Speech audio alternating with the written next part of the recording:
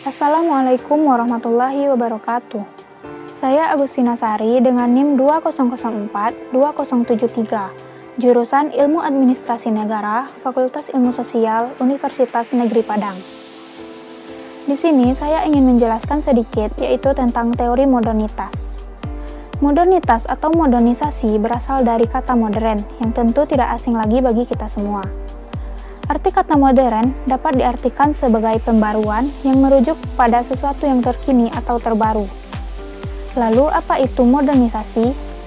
Modernisasi adalah suatu proses transformasi atau perubahan masyarakat tradisional menuju masyarakat yang lebih maju, mengikuti perkembangan masyarakat melalui proses pertumbuhan ekonomi, struktural politik, sosial, budaya, dan berbagai aspek lainnya. Lahirnya teori modernisasi disebabkan oleh 3 peristiwa penting yang terjadi setelah Perang Dunia Kedua, yaitu peristiwa pertama, munculnya Amerika Serikat sebagai kekuatan dominan dunia, di mana posisinya sebagai negara adidaya memudahkannya untuk menyebarkan pengaruh modern ke seluruh dunia. Peristiwa kedua yaitu Uni Soviet yang melakukan perluasan gerakan komunis dan pengaruh politiknya ke Eropa Timur dan Asia. Peristiwa ketiga yaitu lahirnya negara-negara merdeka baru di Asia, Afrika, dan Amerika Latin. Modernisasi merupakan proses perubahan terhadap sistem ekonomi, sosial, dan politik yang awalnya berkembang di Eropa Barat dan Amerika Utara dari abad ke-17 sampai abad ke-19 yang kemudian menyebar ke negara-negara Eropa lainnya. Pemikir klasik teori modernitas. Ada 3 pemikir klasik yang mengemukakan tentang teori modernitas.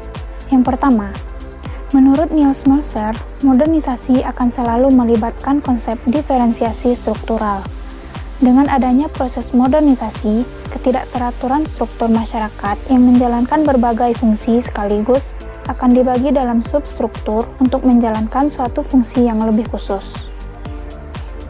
Pemikir kedua yaitu Walt Whitman Rostow, bahwa terdapat 5 tahapan pembangunan ekonomi, yaitu masyarakat tradisional, persiapan tinggal landas, menuju kematangan, dan konsumsi massal.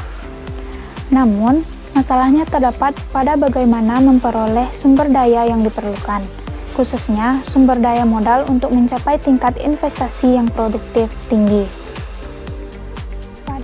Pertama, yaitu tahap masyarakat tradisional yang ditandai dengan adanya kegiatan bertani dan barter. Tahap kedua yaitu persiapan untuk tinggal landas yang ditandai dengan adanya spesialisasi, produksi barang, dan perdagangan. Selain itu, dengan adanya infrastruktur transportasi yang dikembangkan untuk mendukung perdagangan.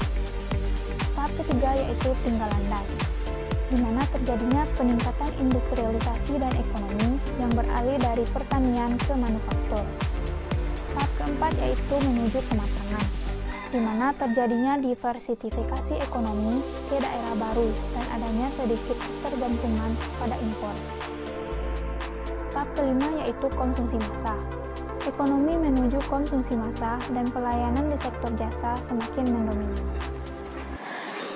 Selanjutnya yaitu pemikir ketiga James S. Coleman yang mengatakan bahwa modernisasi politik merujuk pada proses diferensiasi struktur politik dan sekularisasi budaya politik yang mengarah pada etos keadilan. Kritik teori modernitas. Kritik teori modernitas disampaikan oleh seorang sarjana yaitu Daniel Lerner yang menyatakan bahwa teori modernisasi melupakan sejarah yang terjadi pada negara dunia ketiga, di mana negara dunia ketiga yaitu Afrika, Asia, dan Amerika Latin mengalami masa penjajahan oleh bangsa Eropa, sehingga membuat negara tersebut tertinggal. Selain itu, teori ini menyatakan bahwa untuk menjadi modern, negara dunia ketiga harus mengikuti proses yang terjadi pada negara dunia pertama, yaitu negara barat. Sedangkan negara dunia pertama membutuhkan waktu yang sangat lama untuk menjadi modern. Perspektif teori modern. Perspektif pertama yaitu asumsi teori modern yang didefinisikan oleh beberapa ahli, di antaranya yaitu yang pertama, menurut Giddens, bahwa modernitas mengacu pada mode kehidupan masyarakat dan organisasi yang lahir di Eropa pada abad ke-17, dan sejak itu pengaruhnya makin menjalar ke seluruh dunia. Asumsi kedua yaitu menurut Kumar, bahwa modernitas muncul antara abad ke-16 dan abad ke-18 yang dimulai dari negara Eropa Barat Laut, yaitu Inggris, Belanda, Prancis Utara, dan Jerman Utara. Perspektif yang kedua yaitu mengenai aspek-aspek modernitas yang dikemukakan oleh Kumar, yang menyebutkan beberapa ciri-ciri modernitas. Ciri pertama yaitu individualisme, di mana John Nisbet dan Patricia Abundance pada tahun 1990 yang membicarakan mengenai kemenangan individual sebagai ciri utama dari era modern. Ciri yang kedua yaitu diferensiasi, di mana munculnya spesialisasi bahwa penyempitan definisi pekerjaan akan memerlukan berbagai kecakapan, keterampilan, dan latihan. Ciri ketiga yaitu rasionalitas, yaitu memiliki perhitungan. Ciri keempat yaitu ekonomisme, di mana seluruh aspek kehidupan sosial diiluminasi oleh aktivitas ekonomi, tujuan ekonomi, dan prestasi ekonomi. Ciri yang kelima yaitu perkembangan, di mana modernitas cenderung untuk memperluas jangkauan dan ruangan yang semakin berkembang, sehingga disebut dengan globalisasi. Perspektif selanjutnya yaitu mengenai pemikiran Anthony Giddens, seorang sosiolog terkenal dari Inggris yang mengemukakan The Third Way, atau jalan ketiga, yaitu studi politik dunia yang dipublikasikan pada tahun 1998.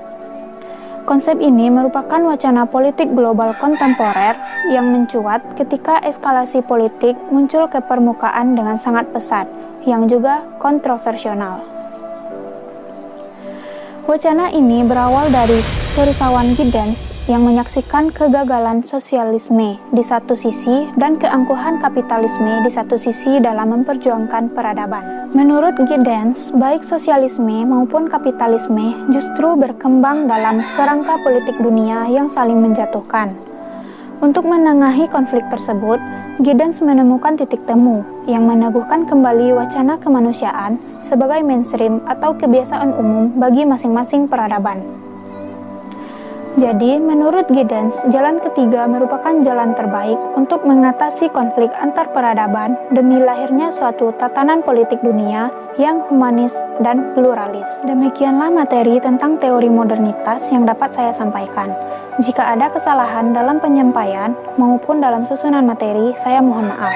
Wabillahi taufiq wal hidayah. Wassalamualaikum warahmatullahi wabarakatuh.